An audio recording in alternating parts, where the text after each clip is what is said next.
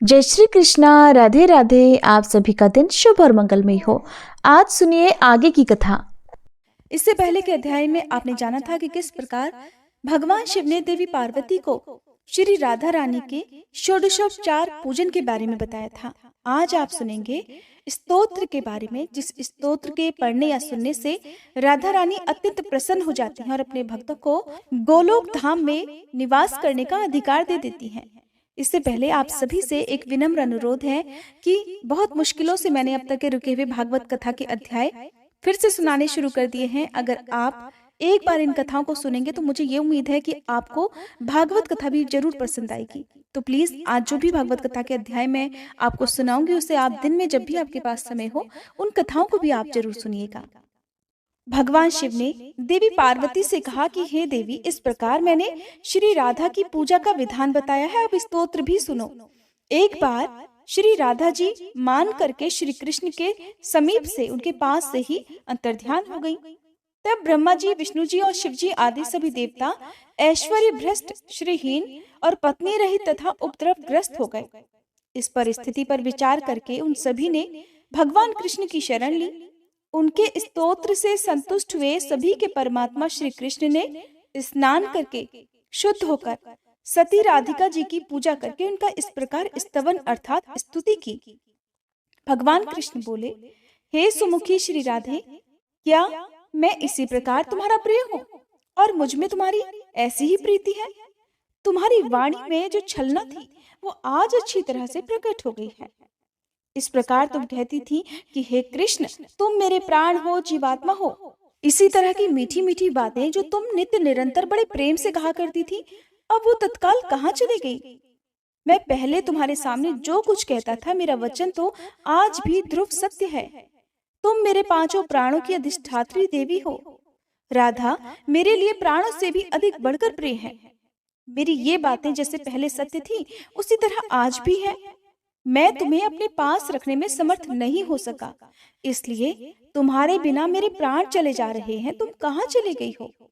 अधिष्ठात्री देवी के बिना भला कौन कहाँ तक जीवित रह सकता है? तुम महाविष्णु की माता, मूल प्रकृति ईश्वरी हो। अपनी कला से तुम सगुण रूप में प्रकट होती हो। स्वयं तो निर्गुणा हो ही, ज्योति पुंज भी तुम्हारा ही रूप है। तुम वास्तव में निराकार हो राधे। भक्तों पर कृपा करने के लिए ही तुम रूप धारण करती हो। भक्तों की विभिन्न रुचि के कारण तरह तरह की मूर्तियां ग्रहण करती हो। बैकुंठ में महालक्ष्मी और सरस्वती के रूप में तुम्हारा ही निवास है। पुण्य क्षेत्र भारतवर्ष में सत्पुरुषों की जननी भी तुम ही हो। सती और पार्वती के रूप में भी तुम्हारा ही प्राकट्य हुआ है। तुम ही पुण्य रूपा तुलसी और भुवन पावनी गंगा भी हो। ब्रह्मलोक में सावित्री के रूप में तुम ही रहती हो। तुम अपनी कला से वसुंधरा हुई हो। गोलोक में तुम ही समस्त गोपालों की अधीश्वरी राधा भी हो। राधे, तुम्हारे बिना तो मैं निर्जीव हूँ, किसी भी कर्म को करने में समर्थ नहीं हूँ। तुम्हें शक्ति के रूप में पाकर ही शिव शक्तिमान है। तुम्हारे बिना वे शिव नहीं, शव हैं। तुम्हें ही वेद माता सावित्री के रूप में अपने साथ पाकर साक्षात ब्रह्मा जी वेदों के प्राकट्यकर्ता माने गए हैं। तुम लक्ष्मी जी का सहयोग मिलने से ही जगत पालक नारायण जगत का पालन किया करते हैं। तुम ही दक्षिणा रूप से साथ रहती हो, इसीलिए यज्ञ फल देता है। तुम तो वाणी हो, तुम्हें पाकर ही सभी लोग वक्ता बनते हैं। तुम्हारे बिना पौराणिक सूत भी मूक हो जाता है। जैसे कुम्हार सदा मिट्टी के सहयोग से ही घड़ा बनाने में समर्थ होता है, ठीक उसी प्रकार से तुम प्रकृति देवी के साथ ही मैं सृष्टि रचना में भी सफल होता हूँ। और तुम्हारे बिना तो मैं सर्वत्र जड़ हूँ, कुछ भी नहीं हूँ, कहीं भी शक्तिमान नहीं हूँ। तुम ही सर्वशक्ति स्वरूपा हो, इसलिए मेरे निकट आओ। अग्नि में तुम ही दाहिका शक्ति हो। तुम्हारे बिना अग्नि दाह कर्म में समर्थ नहीं है। राधे, चंद्रमा में तो तुम ही शोभा बनकर रहती हो, और तुम्हारे बिना तो चंद्रमा भी सुंदर नहीं लगेगा। सूर्य में तुम ही प्रभा हो, और तुम्हारे बिना सूर्यदेव भी प्रभा पूर्ण नहीं रह सकते, वो चमक ही नहीं सकते। प्रिय, तुम ही रति हो। तुम्हारे बिना कामदेव कामिनियों के प्राण वल्लभ भी नहीं हो सकते। इस प्रकार श्री राधा की स्तुति करके जगत प्रभु श्री कृष्ण ने फिर उन्हें प्राप्त किया। फिर तो सभी देवता सश्रीक अर्थात पत्नी सहित और शक्ति संपन्न हो गए। हे गिरिराज नंदिनी, फिर सारा जगत सस्त्रीक हो गया। श्री राधा की कृपा से गोलोक गोपांगनाओं से परिपूर्ण हो गया। इसी प्रकार हरिप्रिया श्री राधा की स्तुति करके राजा सुयज्ञ गोलोक धाम में चले गए। जो मनुष्य श्री कृष्ण द्वारा किए गए इस राधा स्तोत्र का पाठ करता है या सुनता है, वह श्री कृष्ण की भक्ति और दास से भाव प्राप्त कर लेता है, अर्थात उनका दास बन जाता है। इसमें संशय नहीं है। स्त्री से वियोग होने पर जो पवित्र भाव से 1 मास तक इस स्तोत्र का श्रवण करता है या पढ़ता है, वह शीघ्र ही सती, सुंदरी और सुशीला स्त्री को प्राप्त कर लेता है। जो पत्नी और सौभाग्य से हीन है, अगर 1 वर्ष तक इस स्तोत्र का पाठ या श्रवण करे तो उसे भी शीघ्र ही सुंदरी, सुशीला और गुणवती पत्नी की प्राप्ति हो जाती है। देवी, पूर्व काल में जब दक्ष कन्या सती ने अपने प्राणों का बलिदान दे दिया था, तब परमात्मा श्री कृष्ण की आज्ञा पाकर मैंने भी इसी स्तोत्र से श्री राधा की स्तुति की और तुम्हें पा लिया। पूर्व काल में ब्रह्मा जी को भी इसी स्तोत्र के प्रभाव से सावित्री जी की प्राप्ति हुई थी।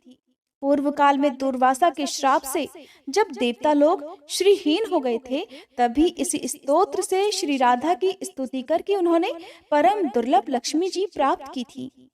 पुत्र की इच्छा वाला पुरुष अगर 1 वर्ष तक इस स्तोत्र का श्रवण करे तो उसे पुत्र प्राप्त हो जाता है।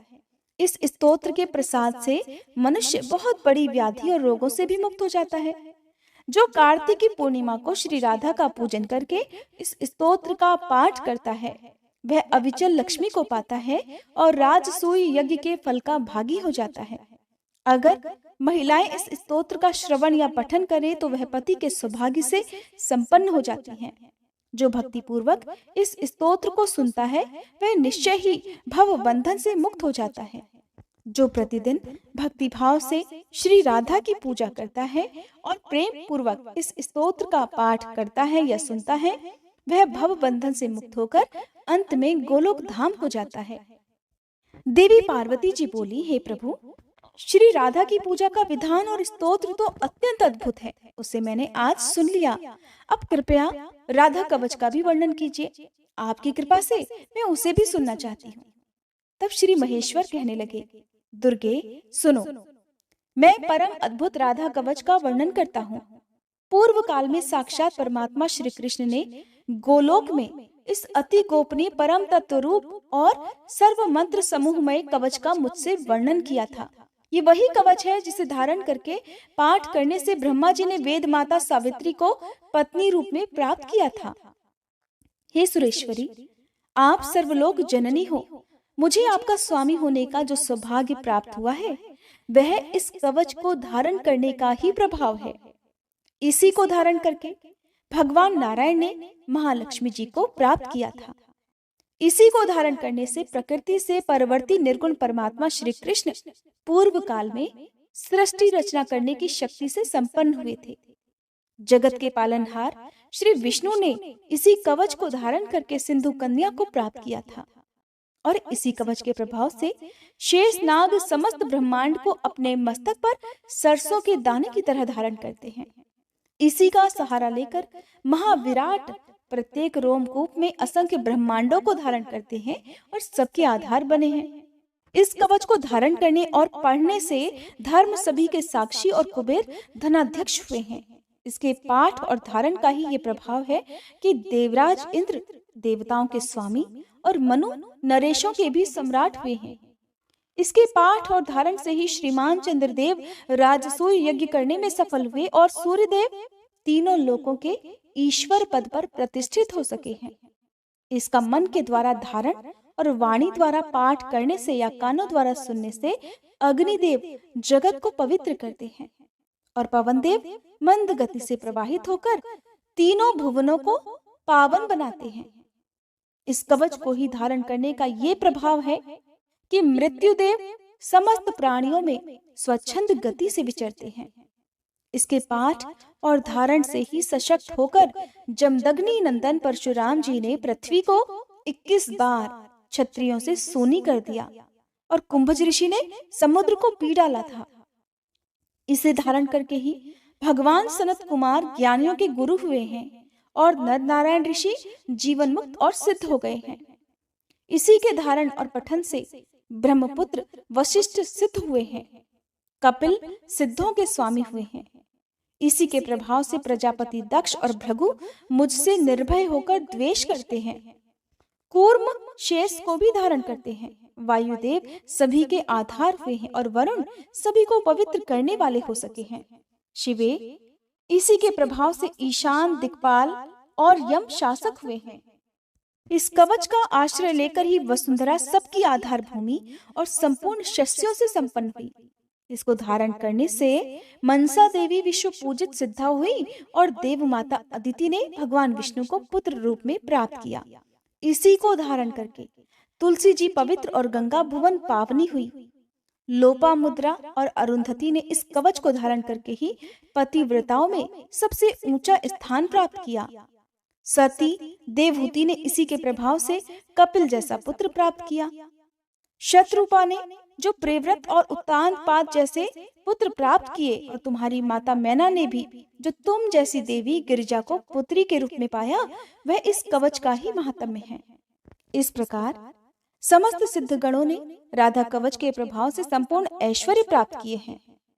इस जगत मंडल राधा कवच के प्रजापति ऋषि हैं, गायत्री छंद हैं, स्वयं रासेश्वरी देवता है और श्री कृष्ण भक्ति प्राप्ति के लिए इसका विनियोग बताया गया है।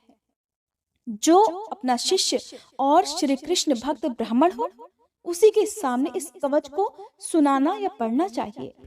जो शठ और दूसरे का शिष्य हो, जो श्री कृष्ण को ना मानता हो, उसको इसका उपदेश देने से मृत्यु की प्राप्ति होती है। हे प्रिय, राज्य दे दो, अपना मस्तक कटा दे, परंतु अनाधिकारी को ये कवच कभी ना दे। मैंने गोलोक में देखा था कि साक्षात परमात्मा श्री कृष्ण ने भक्ति भाव से अपने कंठ में इसको धारण किया हुआ था। पूर्व काल में ब्रह्मा और विष्णु ने भी इसे अपने गले में स्थान दिया था। ओम राधाए स्वाहा, ये मंत्र कल्प वृक्ष के समान मनोवांछित फल देने वाला है और श्री कृष्ण ने भी स्वयं इसकी उपासना की है। यदि भगवान कृष्ण का आशीर्वाद प्राप्त करना हो, राधा रानी को प्रसन्न करना हो, तो इसी मंत्र का सच्चे मन से जाप करना चाहिए। ये मेरे मस्तक की रक्षा करे। ओम ह्रीं श्रीं राधिकाय स्वाहा, ये मंत्र मेरे कपाल की और दोनों नेत्रों और कानों की सदा रक्षा करे। ओम रांग ह्रीं श्रीं राधिकाय स्वाहा, यह मंत्र सदा मेरे मस्तक और केश समूह की रक्षा करे। ओम रांग राधाय स्वाहा, ये सर्व सिद्धिदायक मंत्र मेरे कपोल, नासिका और मुख की रक्षा करे। ओम क्लीं श्रीं कृष्ण प्रियाय नमः, ये मंत्र मेरे कंठ की रक्षा करे। ओम रांग रासेश्वराय नमः, यह मंत्र मेरे कंधे की रक्षा करे। ओम रांग रास विलासिन्याय स्वाहा, ये मंत्र मेरे पृष्ठ भाग की सदा रक्षा करे। ओम वृंदावन विलासिन्याय स्वाहा, ये मंत्र पक्ष स्थल की सदा रक्षा करे।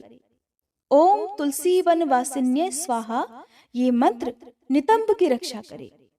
ओम कृष्ण प्राणाधिकाय स्वाहा, ये मंत्र दोनों चरणों और संपूर्ण अंगों की सदा सब ओर से रक्षा करे। राधा पूर्व दिशा में मेरी रक्षा करे। कृष्ण प्रिया अग्निकोण में मेरा पालन करे। रासेश्वरी दक्षिण दिशा में मेरी रक्षा का भार संभाले। गोपीश्वरी नैऋत्य कोण में मेरा संरक्षण करे। निर्गुणा पश्चिम और कृष्ण पूजिता वायव्य कोण में मेरा पालन करे। मूल प्रकृति ईश्वरी उत्तर दिशा में निरंतर मेरी संरक्षण में लगी रहे। सर्व पूजिता सर्वेश्वरी सदा ईशान कोण में मेरी रक्षा करे। महाविष्णु जननी जल स्थल आकाश स्वप्न और जागरण में सदा सब ओर से मेरी रक्षा करे। हे दुर्गे, यह परम उत्तम श्री जगन मंगल कवच मैंने तुमसे कहा है। यह गूढ़ से भी परम गूढ़तर तत्व है और इसका उपदेश हर किसी को नहीं देना चाहिए। मैंने तो तुम्हारे स्नेहवश इसका वर्णन किया है। किसी भी अनाधिकारी के सामने इसका प्रवचन नहीं देना चाहिए। जो वस्त्र आभूषण और चंदन से गुरु की विधिवत पूजा करके इस कवच को कंठ या दाहिनी बाह में धारण करता है, वह भगवान विष्णु के समान तेजस्वी हो जाता है। 100 लाख जप करने पर यह कवच सिद्ध हो जाता है। अगर किसी को यह कवच सिद्ध हो जाए तो वह आग से नहीं जलता। दुर्गे, पूर्व काल में इसी कवच को धारण करने से ही राजा दुर्योधन ने जल और अग्नि का स्तंभन करने में निश्चित रूप से दक्षता प्राप्त की थी। मैंने पहले पुष्कर तीर्थ में सूर्य ग्रहण के अवसर पर सनत कुमार को इस कवच का उपदेश दिया था। सनत कुमार ने मेरु पर्वत पर सांदीपनी मुनि को यह कवच प्रदान किया। सांदीपनी जी ने बलराम जी को और बलराम जी ने दुर्योधन को इसका उपदेश दिया था। इस कवच के प्रसाद से मनुष्य जीवन मुक्त हो सकता है। जो राधा मंत्र का उपासक होकर प्रतिदिन इस कवच का भक्ति भाव से पाठ करता है, वह विष्णु तुल्य तेजस्वी होता है और राजसूय यज्ञ का फल प्राप्त कर लेता है। संपूर्ण तीर्थों में स्नान, सभी प्रकार का दान, संपूर्ण व्रतों में उपवास, पृथ्वी की परिक्रमा, समस्त यज्ञों की दीक्षा का ग्रहण, सदा सत्य की रक्षा, नित्य प्रति श्री कृष्ण की सेवा, श्री कृष्ण नैवेद्य का भक्षण और चारों वेदों का पाठ करने पर मनुष्य जिस फल को प्राप्त करता है, उसे निश्चय ही वह एकमात्र इस कवच के पाठ करने से प्राप्त कर लेता है। राजद्वार पर, शमशान भूमि में, सिंहों और व्याघ्र से भरे हुए वन में, दावानल में, विशेष संकट के अवसर पर, डाकुओं और चोरों से भय प्राप्त होने पर, जेल जाने पर, विपत्ति में पड़ जाने पर, भयंकर और अटूट बंधन में बंधने पर और रोगों से ग्रसित होने पर अगर मनुष्य श्रद्धा पूर्वक इस कवच को धारण कर ले तो वह निश्चय ही समस्त दुखों से दूर हो जाता है। हे दुर्गे, हे महेश्वरी, ये तुम्हारा ही कवच मैंने तुमसे कहा है। तुम ही सर्वरूपा माया हो और छल से मुझसे इसी विषय में पूछ रही हो। श्री नारायण कहते हैं, हे नारद, इस प्रकार राधिका जी की कथा कहकर बारंबार माधव का स्मरण करके भगवान शंकर के संपूर्ण अंगों में रोमांच हुआ। प्रेम से उनके नेत्रों से आंसुओं की धारा बहने लगी। श्री कृष्ण के समान तो कोई देवता नहीं है, गंगा जैसी दूसरी नदी नहीं है, पुष्कर के समान कोई तीर्थ नहीं है और ब्राह्मण से बढ़कर कोई वर्ण नहीं है। हे नारद, जैसे परमाणु से बढ़कर सूक्ष्म, महाविष्णु से बढ़कर महान और आकाश से अधिक विस्तृत दूसरी कोई वस्तु नहीं है, ठीक उसी प्रकार वैष्णव से बढ़कर ज्ञानी और भगवान शंकर से बढ़कर कोई योगेंद्र नहीं है। देवर्षि, उन्होंने ही काम, क्रोध, लोभ और मोह पर विजय प्राप्त की है। भगवान शिव सोते जागते हर समय श्री कृष्ण के ध्यान में लीन रहते हैं। जैसे कृष्ण हैं वैसे शिव हैं। श्री कृष्ण और शिव में भी कोई भेद नहीं है। वत्स, जैसे वैष्णवों में शंभु और देवताओं में माधव श्रेष्ठ है, उसी प्रकार कवचों में यह जगन मंगल राधा कवच सर्वोत्तम है। शिवा का शी यह मंगलवाचक है और वह कारका अर्थात दाता है। जो मंगल दाता है वही शिव कहा गया है। जो विश्व के मनुष्यों का सदा शंग अर्थात कल्याण करते हैं, वे ही शंकर हैं। कल्याण का तात्पर्य यहाँ मोक्ष से है। ब्रह्मादि देवता और वेदवादी मुनि ये महान कहे गए हैं। उन महान पुरुषों के जो देवता है उन्हें महादेव कहते हैं। संपूर्ण विश्व में पूजित मूल प्रकृति ईश्वरी को महती देवी कहा गया है। उस महादेवी के द्वारा पूजित देवता का नाम महादेव है। विश्व में स्थित जितने महान हैं उन सब के वे ईश्वर हैं। इसीलिए मनीषी पुरुष, विद्वान पुरुष उन्हें महेश्वर कहते हैं। हे नारद, तुम धन्य हो जिसके गुरु श्री कृष्ण भक्ति प्रदान करने वाले साक्षात महेश्वर हैं। फिर तुम मुझसे क्यों पूछ रहे हो? हरे कृष्णा। इसके आगे का वृतांत आप सभी अगले अध्याय में सुनिएगा। अगर आपको वीडियो अच्छी लगी हो तो लाइक और शेयर करना मत भूलिएगा।